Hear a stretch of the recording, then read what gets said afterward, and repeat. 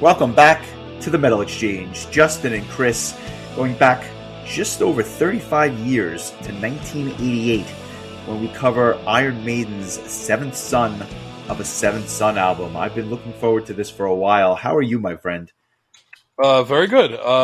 This is going to be fun. Another in our series of Iron Maiden episodes. This one is a request coming to us from one of our patrons, Brian Hewler. So we thank Brian for his request. And it's funny because I had spoken about we've done two Iron Maiden albums so far. Our previous episode was Power Slave, and the first Iron Maiden episode we did was on Killers.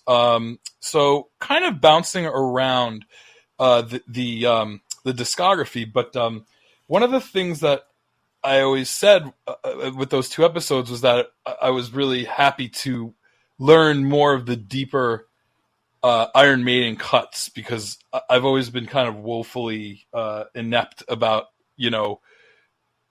everything beyond like Iron Maiden's top 30 or 35 songs. Yet we come to this album and it turns out that I know the entire album sans one song. So maybe not the best example of catching up. I don't think I ever realized it, but this has to be my most well-known album, if you will. Yeah, the album of which I know the most songs from by the band, outside of like the newer albums that I probably just listened to start to finish when they came out in the more recent years. But I just thought that was kind of funny. So I'm looking forward to talking about it even still, and just curious to see where it ranks for both of us compared to the previous two albums that we've discussed. Yeah, and I'm sure that won't be the last by any means. But that being said, before we go back in the time capsule, I want to just mention a couple of things that I was listening to this week. The first of which I want to thank you for.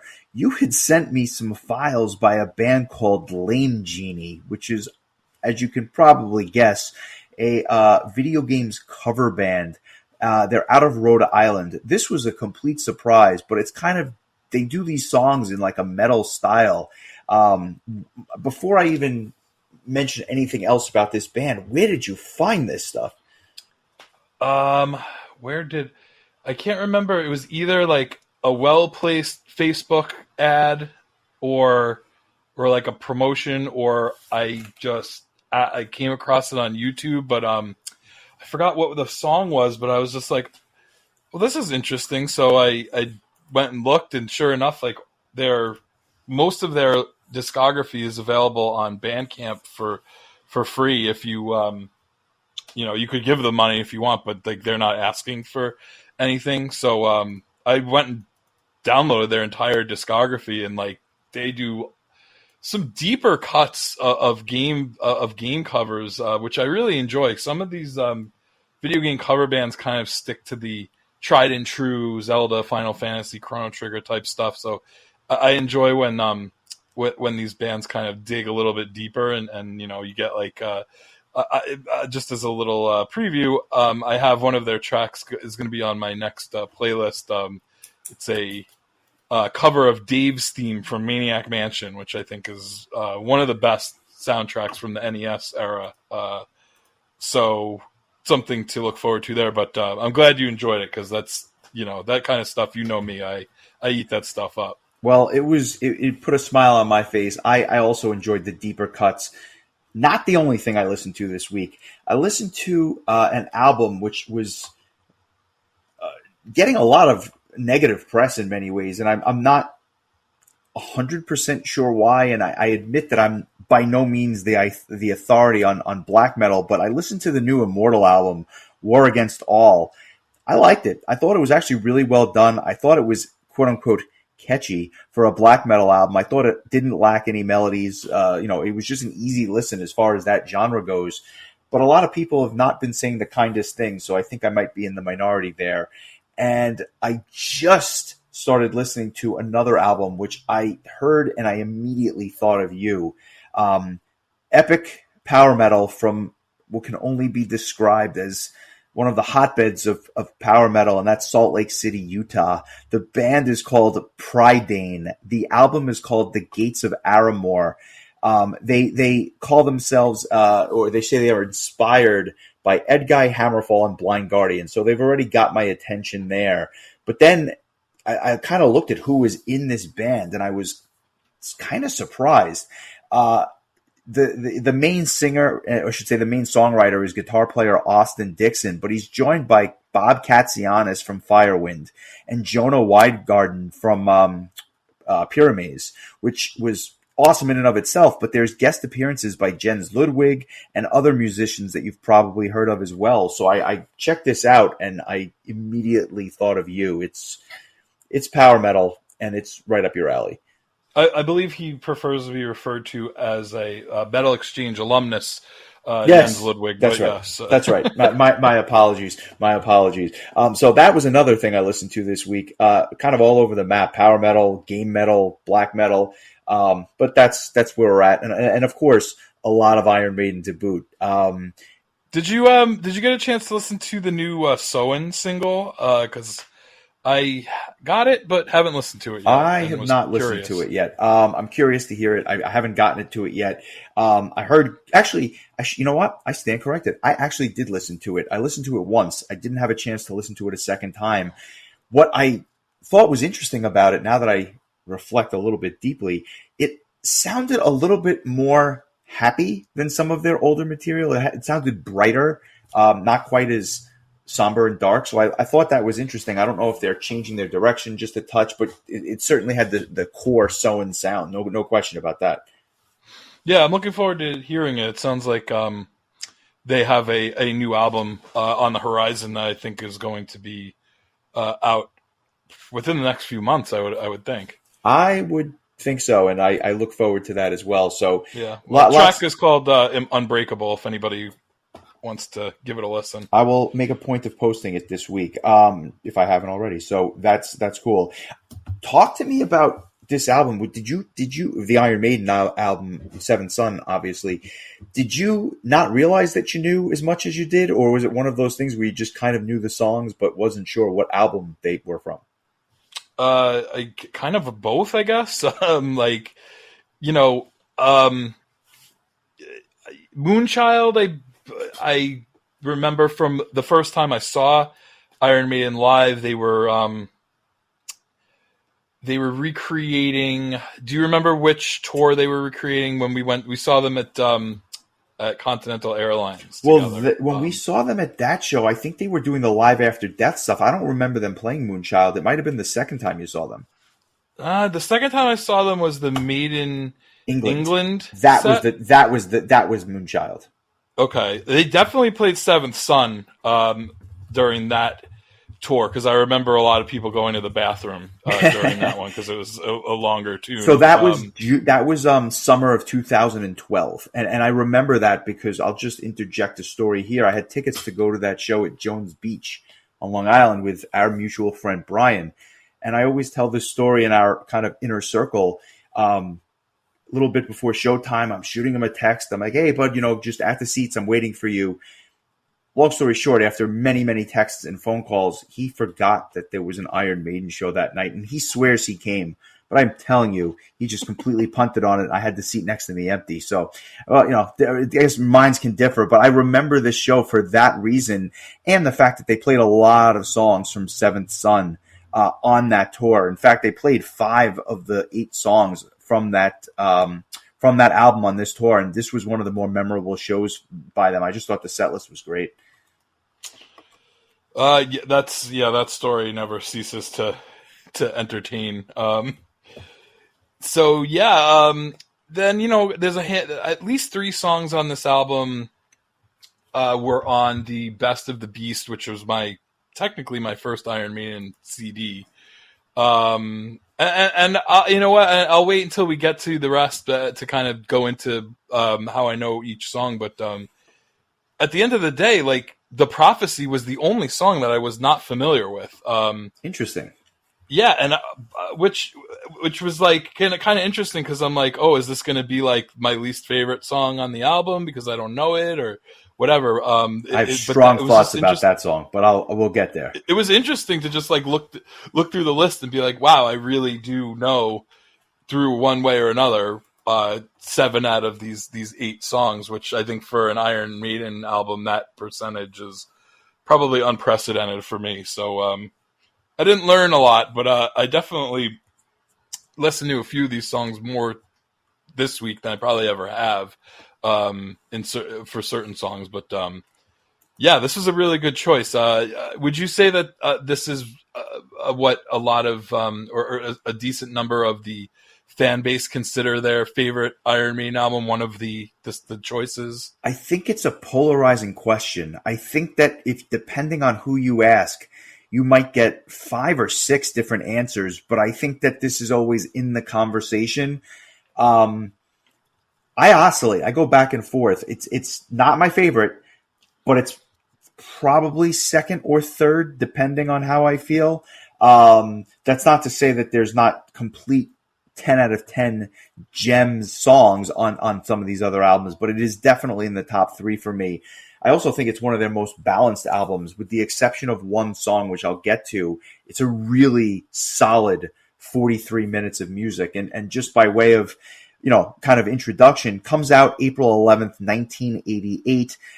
This was back in the day where they would record an album in February and March, and the album would be released a month later. It's unheard of by today's standards.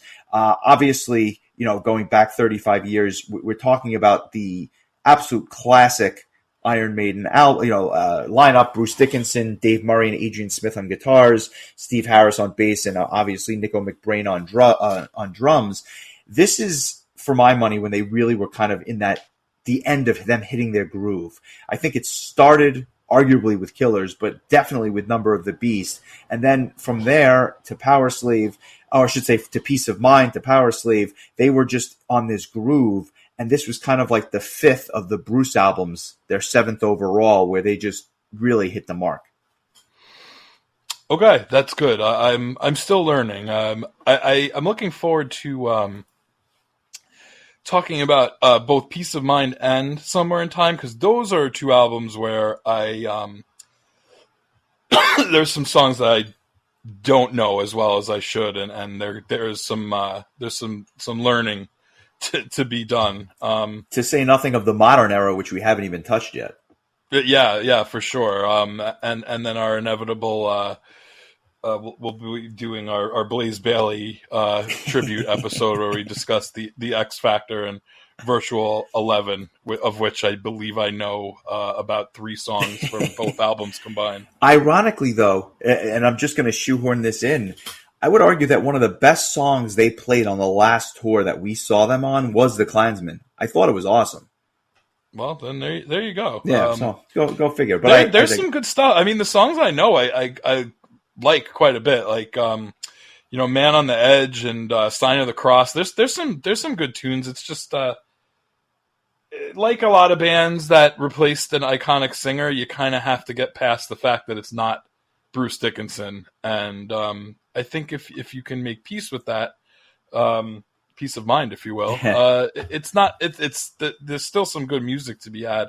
I can't speak for the albums on a whole, and I wonder if there really are some like real dud songs. But I'd be curious. My first full-length Iron Maiden album that I purchased was actually Brave New World after it was released in 2000. So I've kind of always just been all over the place when it comes to this band. Well, I'm sure we'll get to the others, but in the interest of time, let's not do them all today. Let's start with Seventh Son. As I said, this is an album I knew exceptionally well. I probably could have recorded the episode without even listening to it, just because I've played this album so much and it holds such a high place for me. Talk to me about Moonchild, because this thing kind of kicks off with a track that is, I guess, in the vein of just their typical upbeat, Iron Maiden style, where they just a memorable opener, to say the least. I wouldn't say it's their best. I think that Aces High is a shade, maybe a couple of shades better than this song, but there's a different feel on this track, probably because of the use of those like almost electronic sound effects that are on this, which is just a little bit different from that Power Slave sound. But certainly upbeat, anthemic, and an emphasis on the melody, which is just unparalleled. Yeah, one of the interesting things I read about this is that it's the first Iron Maiden album to feature keyboards. Yep. The band had introduced non-keyboard synth effects on Somewhere in Time 2 years prior, but it's noticeable. I mean, it almost kind of reminded me of when Van Halen released 1984, and all of a sudden Eddie was like in love with keyboards and synth sounds, and like it really with Jump and I'll Wait, like some of those songs like really showcased more keys, which I think is kind of a I would say a staple of the 80s. Really, is just that keyboards were just the whole new wave era and everything. I think that they were kind of shoehorned into a lot of different type of bands sound, even if it wasn't something they had done before. I think it really works. The real kind of spacey kind of like key intro to this song really it gets it going, man. I remember liking this song, but this song's even better than I remember, in all honesty. I really like this song a lot, and I think it's a really, really great way to kick the album off with just a really high energy, and just like you said, it's just a really classic sounding Iron Maiden song, but I think that it would probably be considered like in the second tier of their like what's considered their greatest hits. I don't know what you'd want to call like radio hits really with a band like Iron Maiden, but like I don't believe it was on their first like greatest hits album or anything like that, but I could see it like being on like if there was like a double disc, or whatever. Like it's kind of like that second tier of popular Iron Maiden songs. Yeah, well said, well said. If I had to kind of complain about this song, just to kind of cap things off, ironically, I don't think it's Bruce's best vocal performance. I think he does a good job. I don't think it's the pinnacle of Bruce Dickinson, but it's a great song, and it's a song I actually prefer live. I think that they do just a phenomenal job playing this song live. It's upbeat, it's energetic, and it gives way to Infinite Dreams, which I've got some very strong thoughts about, but I'll let you kind of kick this one off as well. Talk to me about Infinite Dreams, the second track. So this song makes me think of a few things, one of which is you, just because I've always known how much you love this song. It's just you've never been shy about sharing that opinion, but I also think of, and this is not going to be the last time I mention this band, the Maiden United version of this song with what's his name from Threshold, Damian Wilson. Yep. On vocals is unbelievable, and if you've never heard Maiden United, it's all acoustic, right? I can't say I've ever heard. No, it's like acoustic renditions of Iron Maiden songs. They're covers, but they're done in their own style with their own flair, and they're phenomenal. This one being no exception. Yeah, Damian Wilson really crushes this song, and a very different style singer than Bruce Dickinson. But so that's what I think of. It's it starts out almost like you think it's going to be kind of ballady and quiet and mellow, and then picks up a little bit more. And then it's a building kind of song. And then when it gets to that chorus, it's just really so intense. And I don't know, it's a really great song. I'm sure you're going to be able to verbalize it better, since as best I know, it's probably one of your all-time favorite songs by any band. Yeah, I can't argue with that. This is arguably, for my opinion, maybe the most underrated Iron Maiden song of all time. And I say that to say, I'm not saying it's everyone's favorite song, because it's a song that people don't really talk about so much, but the dichotomy between that ballad-like start and just the melody, the beautiful lyrics, and that slow build during the 6 minutes of this song is fantastic. And for my money, I would put it up there with Revelations as probably two of my three favorite Iron Maiden songs. And ironically, there's similarities between both the songs, both in terms of the way they're structured and the way that they kind of change their sound throughout the entire song. It is just absolutely fantastic. And I think the instrumental section is great. I love the drum fills that kick off the instrumental section. I think there's fantastic bass lines on this. It is just, I mean, for my money, as good as it gets with this band.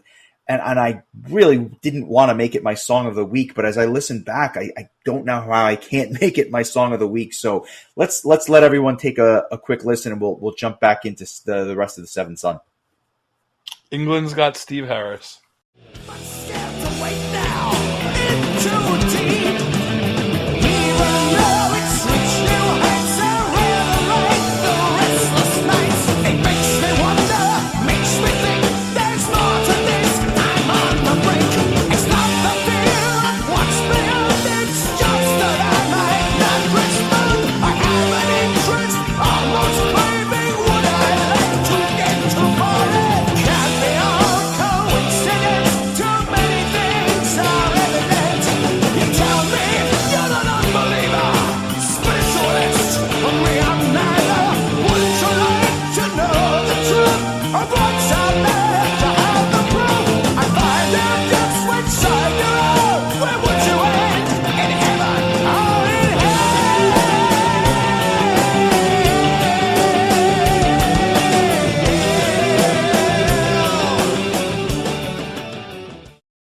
Yeah, so Infinite Dreams. What can I say? It's an all-time favorite of mine. I could easily choose a half dozen other tracks on this album, but I'm going to go with my tried and true favorite, which gives way to the first single on the album, which is Can I Play with Madness? Now, I have to admit, and I mentioned this in our Patreon group chat earlier this week, for my money, this is a song that I not only played out, but it's probably the one song on the album that I just don't really like anymore. It's not a terrible song. I'm just so sick of it. And it's a song that they play live all the time. It's just not my favorite song. It's not a bad song. I just don't really enjoy it as much as I used to.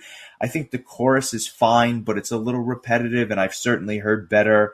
For me, I think the best part of the song are the verses themselves.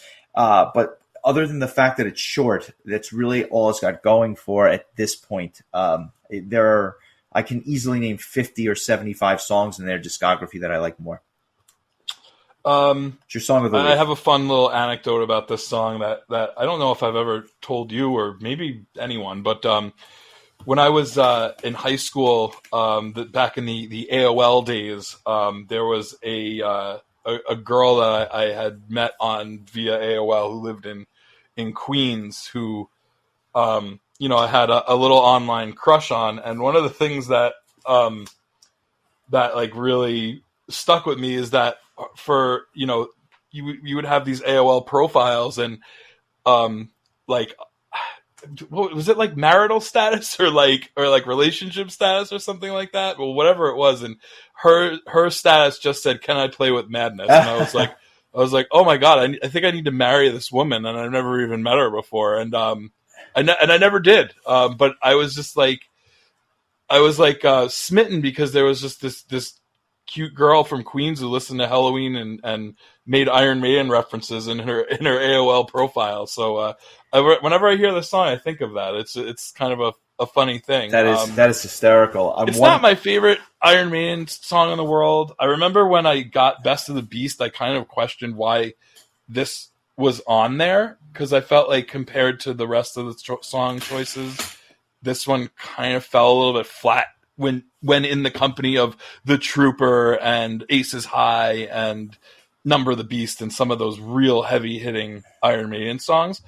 I don't dislike it at all. I just think it's kind of a middling Iron Maiden song. But I don't mind it, and there's some kind of like almost like a warm familiarity to it, probably because I've heard it less times than you that it doesn't drive me crazy yet. Entirely possible. Give it time, my friend. Give it time. But then, in comparison, the following track, which was the second single, "The Evil That Men Do," I happen to just like quite a bit more. How about Same. you? I couldn't agree more. I think that the slow intro is great. It has this epic feel from Jump Street, which is kind of interesting for a song that's, a single and that only clocks in at 4.5 minutes. I think that it's low key one of Bruce's best vocal performances. I think he does a great job on this. And that main riff, once it finally kicks in, it's just like, bam, you're off to the races. Awesome bass lines by Steve Harris. If I had to knock it, I guess it's the fact that the pre-chorus is kind of repetitive, but the chorus itself, as simple as it is, really catchy, and I find myself singing along to it. So it's by far my preference of the two singles, which are kind of jammed in the middle of this album, which is kind of interesting. Yeah, I'm right there with you. Has that kind of Iron Maiden chug that they kind of have, almost it's like this well-oiled train that just is running down the tracks. Just a really solid tune. I like this song a lot, and I look forward to hearing it when it comes on. I do love that intro. I think it's just so Iron Maiden-y. It just is like it has what it is before it even takes it's just very signature Iron Maiden, and I feel like you hear those first few seconds and you just get excited because something good's about to happen. So good song. Definitely, I agree. Of the three singles, kind of Play With Madness is definitely the weakest of the three. I'll reveal what I think is the strongest when we get to the third one. I have a feeling I know what it is because I would certainly agree with that, but we'll get there. Side B kicks off with what can only be described as another in a long line of epic Iron Maiden, long songs, and it's the title track. It clocks in at just under 10 minutes. This is in the same vein as your Rime of the Ancient Mariner or your Alexander the Great, which, spoiler, may be worth checking out sometime in the near future if you're looking to see them live. This is just another one of those fantastic long Iron Maiden tracks that, quite frankly, they were very ambitious to pull off, because a lot of bands at this time were not putting 10-minute songs on their albums when the album only held, 42 or 43 minutes worth of music to begin with. What are your thoughts on this one? I happen to think it's fantastic, but I'll get to that in a second. How does this compare to you with some of their other epics? I feel like they have completely lost their ability to make a long song this interesting in their newer, because they have so many.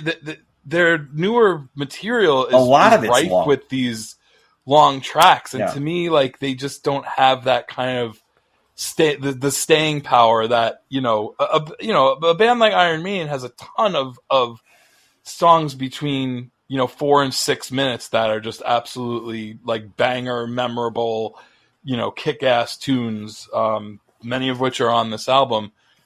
But this is a song, and again, I remember it from when they did the Made in England, when they recreated the Made in England tour. I saw them in Buffalo at Darien Lake, and I remember them playing this song, and I was blown away. I don't know that I was that familiar with it at the time, but it's another song that really builds, and then when it gets to that chorus, it's just so so memorable. It's just a really good song, and it never really drags. And we talk about that whole 9-minute song feels like 5 minutes or whatever. This is kind of in that vein.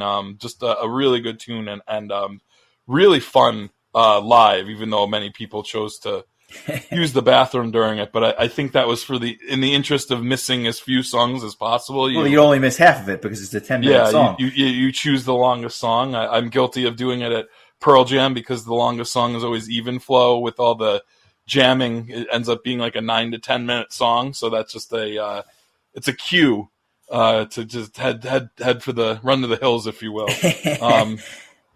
But it's funny, that's what I hear the song. I just picture a bunch of long-headed, black t-shirted, ripped jean guys running towards the bathroom in hopes that they get back in time for the clairvoyant to start. That's really funny. I think the orchestration and the keyboards on this are just absolutely fantastic, and it stands out so much on a track like this. It has like this futuristic feel to it, which I don't know if that's what they were going for, but I think that they again, it harkens back to some of the other epic songs that are in their catalog.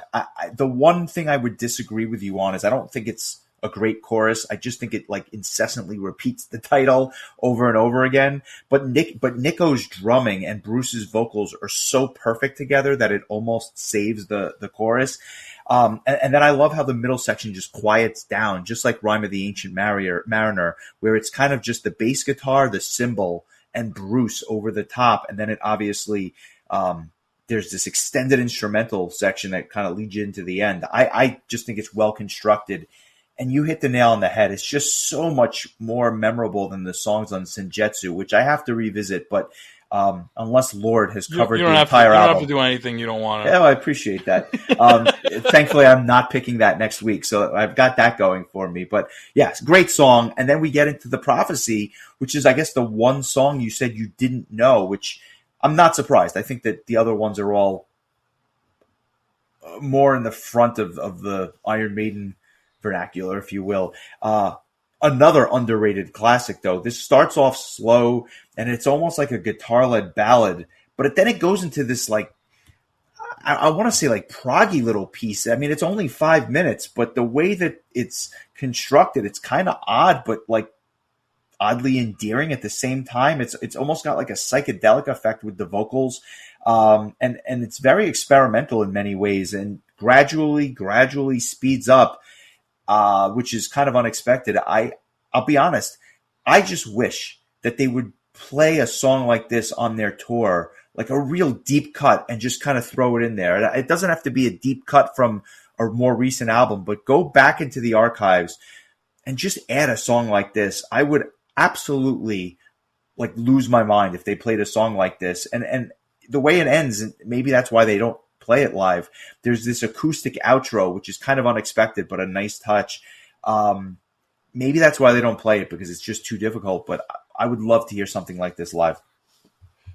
Yeah, I can't disagree with you there. This was, again, the song I did not know going into it, and it was a very, very pleasant surprise. I like this song quite a bit. I toyed with the idea of making it my song of the week, but I'm not going to. But it was close, because I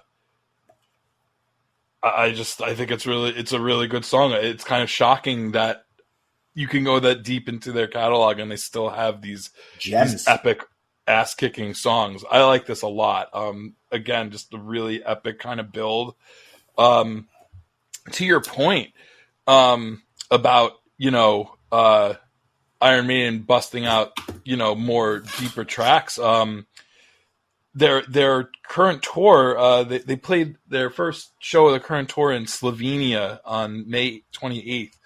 And you had mentioned, Alexander the Great. It was the first time they'd ever played the song live ever, after all these years. But not only that, they played Caught Somewhere in Time for the first time since 1987. Stranger in a Strange Land for the first time since 1999. And Heaven Can Wait for the first time since 2008. And Prisoner and Can I Play with Madness, which they hadn't played since 2014. And a bunch of brand new songs that they haven't played off the new album. So they did, to their credit, they mixed it up. And, I can't complain about them not playing The Prophecy when they're playing Alexander the Great on this tour. I can't complain. Is it like an anniversary of Somewhere in Time? Because they played a lot from that album. I think they were just celebrating the tour, kind of like they did with this album when they played 5 songs off of it. I think it's kind of just celebrating that tour. That's cool. I wish more bands did stuff like that, because a band like Iron Maiden could easily rest on their laurels and come out and play the Aces High, Trooper, the same like 12, 13, 14 songs. People would still go. People would still be happy.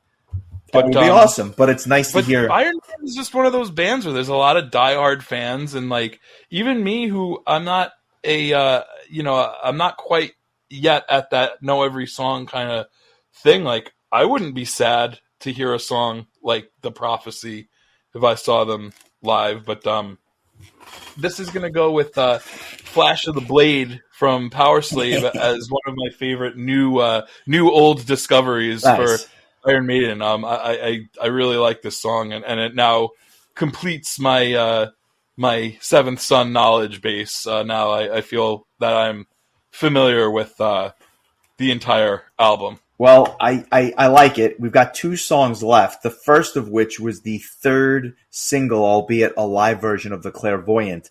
Why is this your song of the week? Oh, I've always loved this song from the day I bought The Best of the Beast. Just the way that it builds up, it just starts out with that bass line, and then the guitar jumps in, and then it kicks off, and then it just like it goes into like that kind of like quiet. Again, we talk about this a lot, but it's like quiet, and then in your face, and it's a little quiet. It's like a Randy Savage interview. But I mean, it's just everything about it is so catchy. Like all the instrumental parts, all of the verses, the chorus, just a really great song. I really love this, and I wanted, like you said, I wanted to hopefully pick something else, but at the end of the day, it's kind of like, you sometimes you just have your favorite, and it remains your favorite, and I think it says something because I've listened to this song a million times, over the years, but it never really gets old. I think it also it stuck out to me on Best of the Beast. I felt like it didn't feel like some of the other songs that were on that compilation, and so that it kind of stood out in having a little bit more of like a proggy side to it, like instead of kind of a straightforward power metal song. And I think that that drew me towards it. So yeah, let's give it a listen. It's a great song, and I still love it. And song of the week, The Clairvoyant. Every day I feel a strengthening of fire, but I'm scared I won't be able to control it anymore.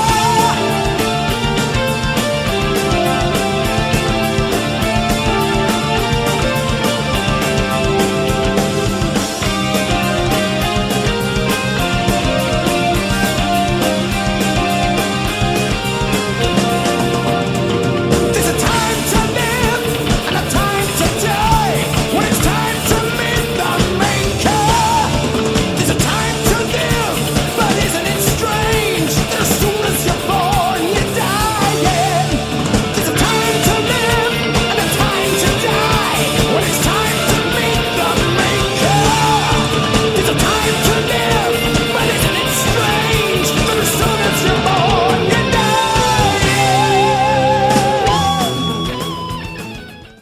I'll say this. If I hadn't picked Infinite Dreams, this was easily number 2. This is an absolute gem. I love how it starts off with that chunky bass guitar before the guitars kind of kick in. This, let's just call it for what it is. This is really in many ways a power metal classic. I mean, this is tried and true power metal. It has that galloping sound to it during the choruses, which we always talk about.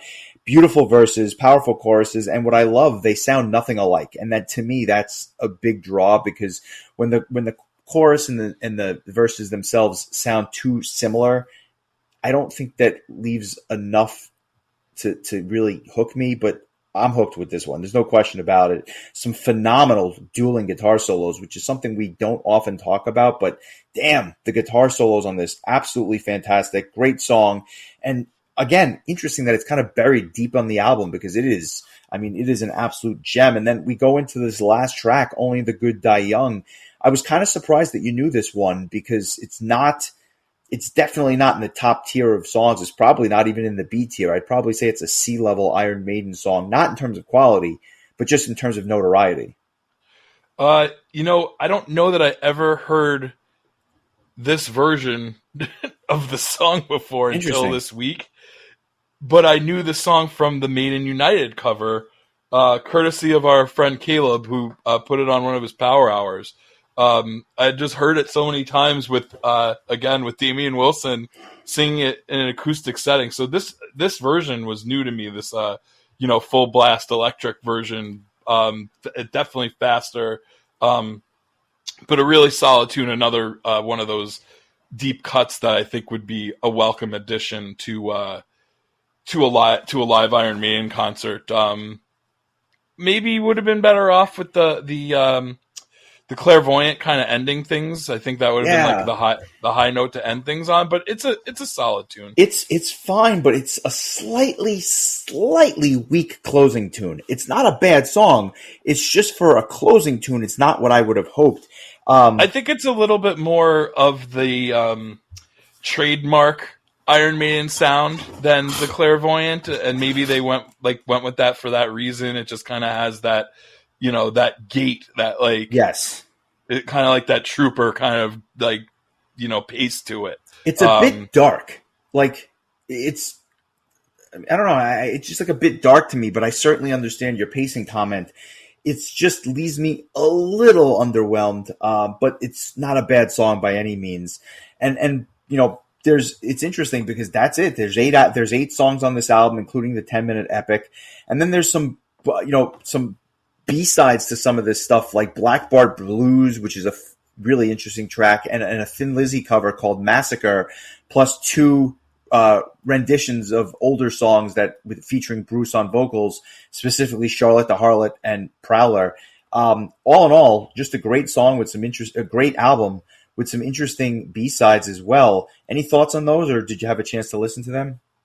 I listened to the 2 re-recordings and the Black Bart Blues track. I didn't get to listen to the Thin Lizzy cover, which I would have liked to have heard. The Black Bart Blues kind of shows off. Iron Maiden does have kind of a goofy side that I don't think, almost like a Halloween. Yeah, you don't see it a lot on the albums proper, but when you get into some of these B-sides like Message from Ari and Black Bart Blues, like it's it kind of shows that they are a bunch of goofy Brits and they like to have a good time when the obviously Monty Python fans. I mean, there's just like no when the doubt camera about it. stops when the camera stops rolling, the goofballs come out. So yeah, it's interesting. I wasn't really too familiar with the 2 re-recordings. I do not really know the Iron Maiden debut album very well. Similar to how I did not really know Killers very well before we delved into that. But sounded good. I mean, I'm sure a lot of people were probably clamoring to hear Bruce take on some of those songs from the first 2 albums. So I know I remember the first time I heard Phantom of the Opera sung by Bruce instead of Paul, and was very just impressed by hearing a professional soundboard recording of that. So I can imagine there was probably a desire for people to hear him do some of these songs, similar to what Michael Kiske did on some of the B-sides during the Keeper era, singing some of those Walls of Jericho era songs like Starlight and Victim of Fate. So pretty cool. Just to kind of circle back, you gave Power Slave a 8.75, and you gave Killers a 7. Where does Seventh Son of a Seventh Son fall on your 1 to 10 scale compared to those 2 albums we discussed previously? So I struggled with this going into the week. I wasn't quite sure what was going to happen. And in my head, I said to myself, I think Power Slave is a little bit better, but I gotta be honest with you. The top of Power Slave is fantastic, but I do think that there's a little bit of dead air in the middle, but still not enough to bring it down. I think there's a lot of good songs there, just not a lot of great songs. I think this album has maybe 5 or 6 phenomenal songs. One I'm sick of, and one epic. Oh, I should say one at the end, which is a little underwhelming. This is slightly better for me. I'm gonna give it a 9. This is right up there with their best album for me, and I'll say it's probably my second favorite album overall. When we get to my favorite, I'll mention it, obviously, and you know what? We'll see if it holds up, because it's been a while for that one as well. But I'm gonna give it a solid 9. I am with you as far as I think that for me, this album is a smidge better than Power Slave. I think it's just a little bit more complete.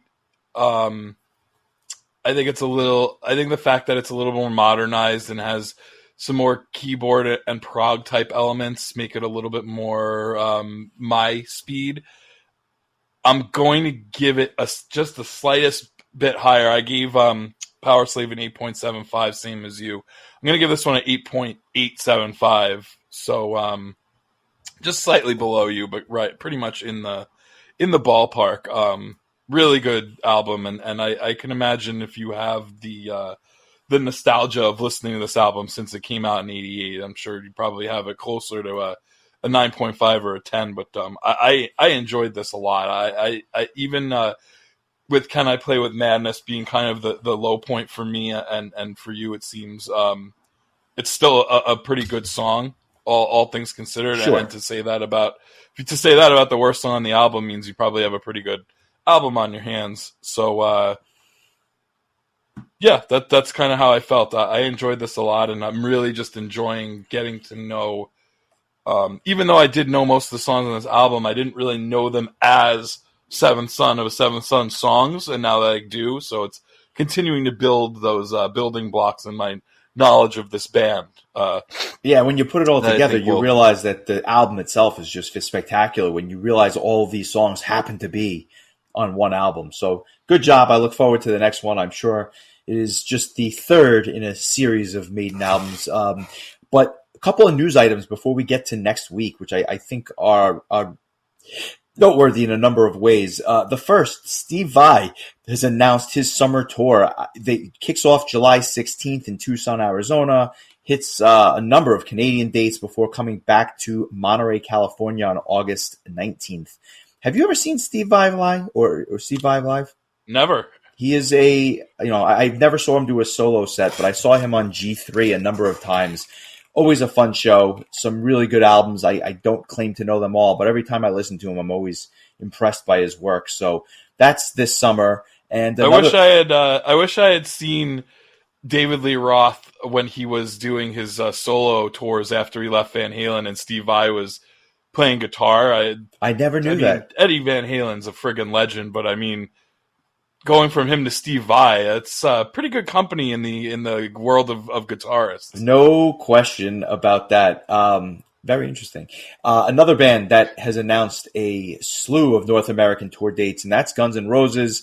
They're kicking off their tour August 5th with, wait for it, Carrie Underwood as the opening act, and then the tour ends in Vancouver, British Columbia on October 16th. A bunch of different openers on this tour. The Pretenders, Dirty Honey, and Alice in Chains for some of the West Coast dates. Carrie Underwood, man. Do you ever think you'd see that?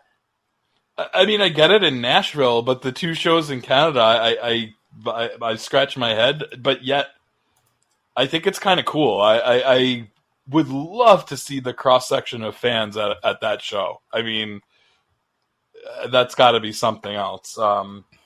Personally, I would probably prefer to see the Alice in Chains for sure. opener, although I do really like the Pretenders. I'm not familiar with what was the other band? Dirty Honey. Yeah, I'm not familiar with them at all.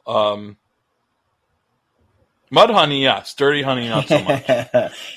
Interesting tour package, to say the least. And lastly, new life from Warmen, the brainchild of the ex-Children of Bodom keyboard player Johnny Werman. They're coming out with a new album in August called Here for None. Really, really interesting. This is a band that we have not talked about on the show, but it's really just, again, like the kind of the progeny of that Children of Bodom scene from the late 90s, early 2000s. Were you a fan of these guys? I feel like this would be right up your alley. Keyboard-based heavy power metal. Yeah, they were. I can't say like any one album stuck out, but there were definitely tracks that I really enjoyed, particularly. And I'm gonna look this up just so I don't misspeak here. But I believe there was so they had done some cool covers. Yeah, they do covers of "Separate Ways" by Journey. "Somebody's Watching Me." I did kind of enjoy this band. I think I have all their albums, but don't really remember them that well. But You have to go back and visit one of those. yeah, I mean, I've always been a fan of Bodum, and this kind of takes away that that the death vocal part of it, which I think actually is kind of more of a win for me. So yeah, I think this would be something interesting to discuss. I always found it fascinating that Yanni Werman was the first choice for the Master Plan keyboard player. Yes. Before they became a full-time band, and he couldn't commit to them. So I always think of him. But first album in 9 years. I missed the last album. I do not have that first of the 5 Elements, which was their 5th album. I just missed that one completely. That one came out in 2014. I don't even know if I've heard that myself. I know more of the older stuff, so unless check it's out. like a compilation or something. I just am. I had not heard of that. So well, very interesting.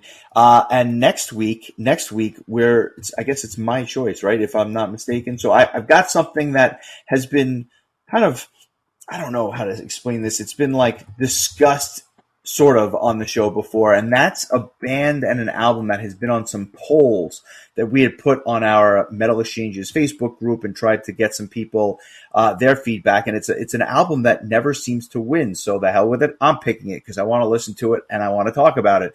The album is called Underworld. It is the 2nd studio album by Adagio, and it was released 20 years ago. And I thought, what better time than to celebrate than an album which came out 20 years ago, July 23rd, 2003.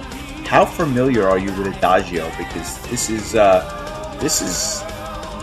neoclassical prog metal, which is not something I don't think we've talked about much on this show.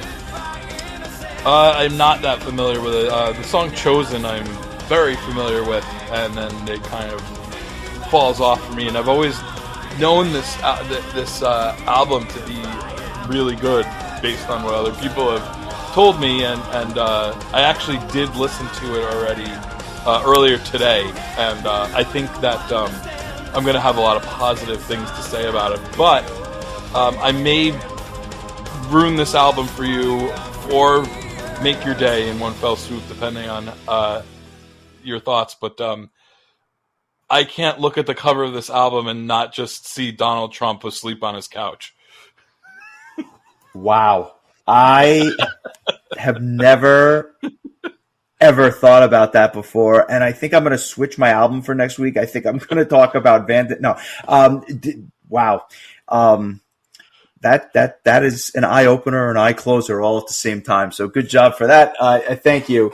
I may have just ruined this album for a lot of people, or made them like it even more. Yeah, so who knows?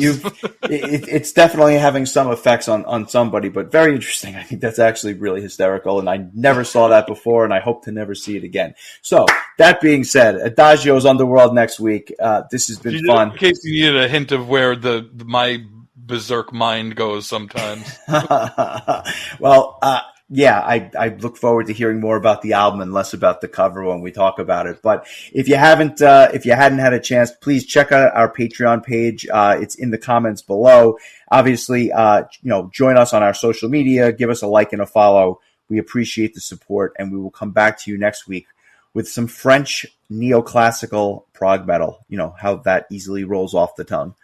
Yeah, I'm looking forward to you explaining to me how David Reedman became vocalist of this French band. We will get there in due time, my friend. Enjoy the night. I look forward to catching up with you soon.